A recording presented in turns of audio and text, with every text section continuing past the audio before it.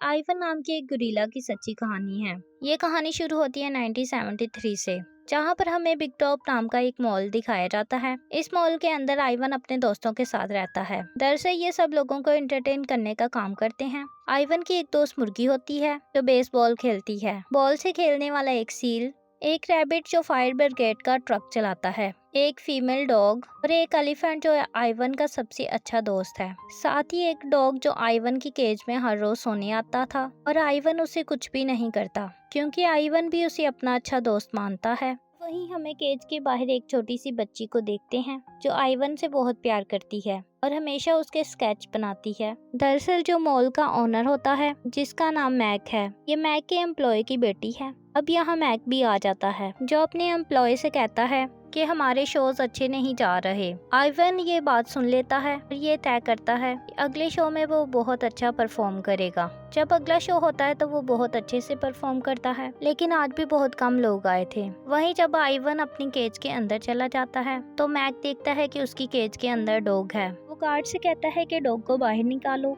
लेकिन guard Ivan से डरता है। वो केज के अंदर नहीं जाता और आइवन भी उसे पसंद नहीं करता। वहीं वो छोटी बच्ची जो आइवन को पसंद करती है वो आइवन को कलर और पेपर देती है। आइवन देखता है कि दीवार पे एक कॉकरोच बैठा है और आइवन उसका स्केच बनाना शुरू कर देता है। अगले दिन जब वो बच्ची आती है और वो देखती है कि जो पेपर उसने आइवन को दिया था उस पर एक स्केच बना हुआ है, जो देखकर बहुत हैरान हो जाती है और ये बात अपने फादर को बताती है कि आइवन ने एक स्केच बनाया है। उनके मॉल में बहुत कम लोग आते थे और जो उनके मॉल में शॉप्स होती थी वो सब शॉप्स बंद करके जाने लगते हैं। इस बात से मैक को बहुत परेशानी होती है और वो तय करता है कि वो एक नया जानवर लेकर आएगा और बहुत जल्दी वो एक छोटे एलिफेंट को ले आता है ताकि उसका शो फेमस हो जाए। वो बड़े एलिफेंट के साथ छोटे एलिफेंट को रिप्रेजेंट करेगा। वो चारों तरफ अनाउंस करवाता है कि शो में एक नया एनिमल आया है और वो बेबी एलिफेंट है। ये सुनकर बहुत सारे लोग भी आते हैं और जब शो शुरू होता है तो आइवन परफॉर्म कर रहा होता है, लेकिन उसकी परफॉर्मेंस को बीच में ही रोक दिया जाता है और फिर वहाँ एलिफेंट और बेबी एलिफेंट को रिप्रेजेंट किया जाता है, जिससे लोग काफी खुश हो जाते हैं। ये देखकर आइवन को बहुत दुख होता है कि उसने इन शोज के लिए अपनी जिंदगी में बहुत मेहनत की थी। आज उसके शो को बीच में ही बंद कर दिया गया। जहां पहले उस शो को आइवन के नाम से चलाया जाता है, फिर उसके साथ बेबी एलिफेंट का पोस्ट भी लगा दिया जाता है। ये जो बेबी एलिफेंट होती है बहुत ज्यादा बोलती है, ये सबको तंग कर देती है। ये इतनी क्यूट और छोटी होती है कि कोई भी इससे नफरत नहीं करता। वहीं बड़ी एलिफेंट छोटी बेबी एलिफेंट को बताती है कि जब वो छोटी थी तो वो जंगल में रहा करती थी। वहाँ बड़े बड़े पेड़ थे, पहाड़ और झरने थे, हम जहाँ चाहे जा सकते थे। लेकिन एक दिन मैं एक गड्ढे में गिर गई थी। फिर वहाँ पर एक लड़की आई और उसने मुझे बचा लिया और फिर मुझे यहाँ पर ले आए। वहीं जब अगले दिन शो का वक्त आता है तो देखा जाता है कि एलिफेंट के पाँव में चोट लगी है, इसलिए वो शो में परफॉर्म नहीं कर सकती। मैक बेबी एलिफेंट से कहता है कि आज तुम्हें अकेले ही परफॉर्म करना पड़ेगा, लेकिन वो बहुत छोटी होती है और वो डर जाती है। और अब आइवन उसका हौसला बढ़ाता है। वो कहता है कि तुम बहुत अच्छा परफॉर्म करती हो, तुम्हें शो में जाना चाहिए। इसके बाद वो अकेली ही शो में जाती है और बहुत अच्छा परफॉर्म करती है। बेबी एलिफेंट आइवन से कहती है कि तुम यहाँ कैसे आए। आइवन बताता है कि जब मैं बहुत छोटा था तो मैक और उसकी वाइफ ने मुझे अडॉप्ट कर लिया था। उन्होंने मुझे अपने बच्चे की तरह पाला और मैं उनके बीच में ही सोया करता था और उनके साथ ही खाता था। लेकिन धीरे धीरे मैं बड़ा होने लगा और उनके घर में नुकसान करने लगा। मैक को इस बात से कोई परेशानी नहीं थी, लेकिन मेरे से उसकी वाइफ को बहुत परेशानी थी और एक दिन वो उसे छोड़कर चली गई। उसके बाद मैक मुझे यहाँ ले आया, तब से मैं यहाँ ही हूँ। अब आइवन देखता है कि बेबी एलिफेंट सो गई है। तब बड़ी एलिफेंट जो बीमार थी वो आइवन से कहती है कि मेरे साथ वादा करो कि तुम एक दिन बेबी एलिफेंट को यहाँ से निकालकर बाहर की दुनिया में ले जाओगे। आइवन उससे वादा करता है। इससे पहले कि आइवन कुछ और बोले, वो देखता है कि एलिफेंट की मौत हो गई है।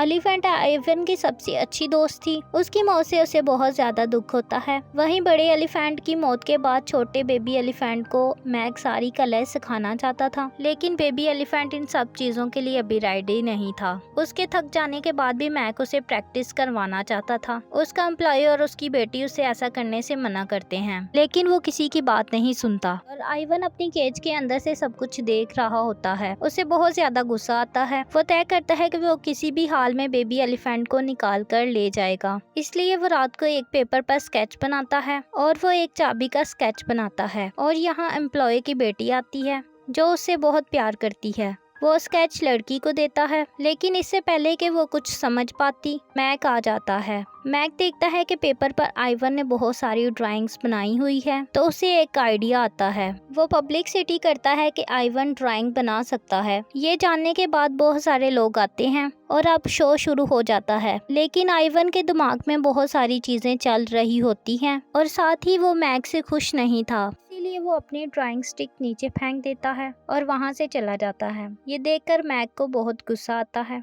वो उसकी केज के पास जाता है। तभी वो देखता है कि उसकी केज के अंदर डॉग है। वो गार्ड से कहता है कि इस डॉग को बाहर निकालो, नहीं तो मैं तुम्हें जॉब से निकाल दूंगा। ये कहकर वो चला जाता है। अब गार्ड किसी भी कीमत पर डॉग को निकालना चाहता है। वो देखता है कि आइवन सो गया है। वो केज के अंदर जाता है। इससे पहले कि वो डॉग को निकाले, वो देखता है कि आइवन उसके पीछे है, तो गार्ड बेहोश हो जाता है। आइवन डॉग के साथ वहां से बाहर निकल जाता है और इसके बाद चाबी उठाकर वो सभी केजेस खोल देता है और सबके सब एनिमल्स फैसला करते हैं कि वो यहाँ से निकल जाएंगे और हाईवे की तरफ जो जंगल है वहाँ जाएंगे। उनके साथ जो फीमेल डॉग होती है वो उनके साथ जाने से मना कर देती है क्योंकि जंगल उसके लिए ठीक नहीं, और अब उसके साथ ही मेन गेट तक पहुँच जाते हैं, जहाँ पर आइवन अपनी ताकत का इस्तेमाल करते हुए गेट को तोड़ देता है और अपने साथियों के साथ हाईवे पार करके जंगल चले जाते हैं। जंगल में जाने के बाद उन सबको बहुत खुशी होती है, लेकिन उनको जल्दी ही समझ आ जाती है कि ये कोई जंगल नहीं है बल्कि एक पार्क है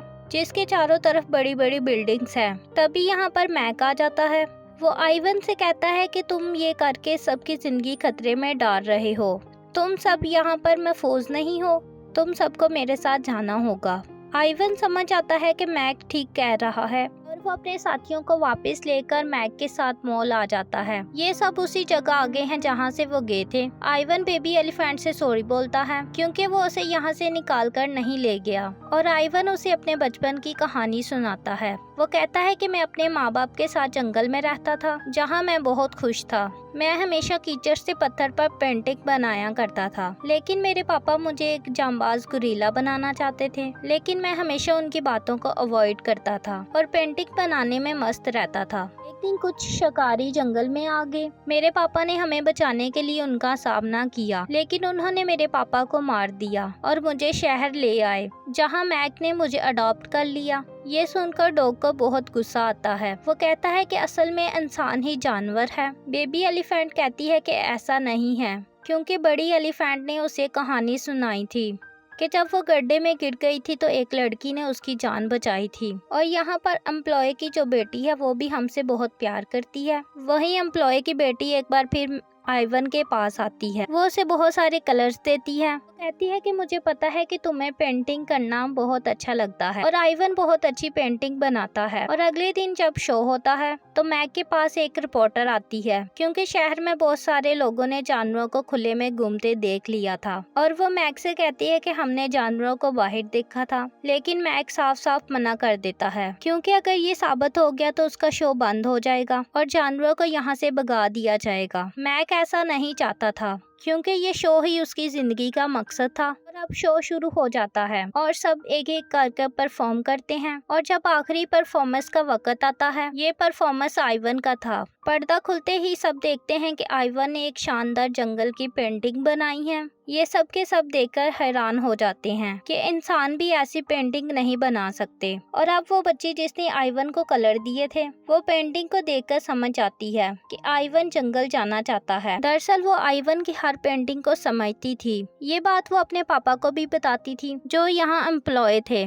और उसके पापा साफ साफ मना कर देते हैं कि मैं इसमें आइवन की कोई मदद नहीं कर सकता। फिर वो बच्ची रिपोर्टर के पास जाती है और वो कहती है कि ये पेंटिंग आइवन ने इसलिए बनाई है क्योंकि वो यहाँ से निकलकर जंगल में आज़ादी की सांस लेना चाहता है। ये अपनी पूरी जिंदगी यहाँ नहीं गुजारना चाहता। रिपोर्टर न्यूज में ये बात बता देती है। पूरे शहर को ये बात समझ आ जाती है कि जानवर यहाँ खुश नहीं है, वो अपनी दुनिया में जाना चाहते हैं। वो सबके सब मॉल के बाहर आ जाते हैं, और आइवन का भी यही प्लान था, इसलिए उसने जंगल की तस्वीर बनाई थी ताकि लोग उसको देखकर समझ जाएं लोग समझ जाते हैं कि जानवरों को जंगल में ही रहना चाहिए और अब मैक को भी सबके सामने हार माननी पड़ती है और वो तय करता है कि वो सब जानवरों को यहाँ से बेच देगा। उससे पहले कि सब जानवर यहाँ से जाएं, वो सब एक दूसरे को अलविदा कहते हैं। आइवन के साथ जो उसका दोस्त डॉग रहा करता था वो भी उसे अलविदा कहता है और अपना एक खिलौना उसे दे देता है। और अब मैक आइवन के पास आता है और उसे बचपन की तस्वीर दिखाता है जो मैक के साथ थी।